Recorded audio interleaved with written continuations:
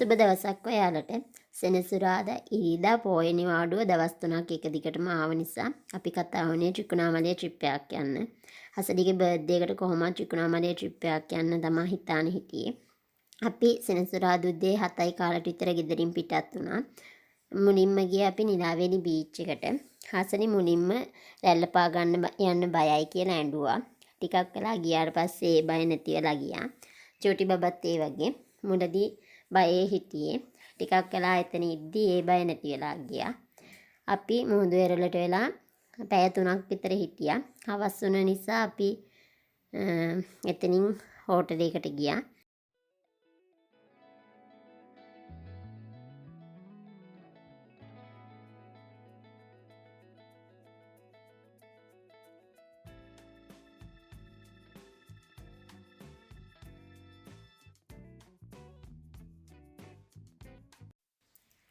ඉරිදා උදේ අපි කෑම කාලා එහෙම තිරුකෝණේශ්වරම් කෝවිලට ගියා.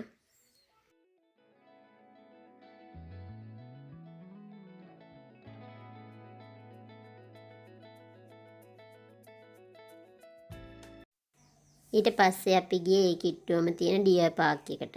ඒකේ ඉන්න මුවන්ව ඇල්ලුවත් කිසිම කරදරයක් නැහැ. අපි එයාලට ඒ ළඟ තියෙන කඩේකින් අරගෙන කංකුම් කැකිරි හැම කන්න දුන්නා.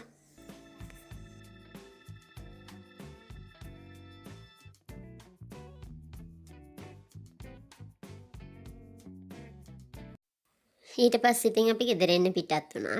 එන ගමන් හබරින් ඉඳලා වලට කෑම කාලා. ඒ ගමන්ම දඹුල්ලේ මගේ හස්බන්ඩ්ගේ නැන්දලා ගෙදරත් ගිහිල්ලා රෑ 7 වෙනකොට ගෙදර ආවා.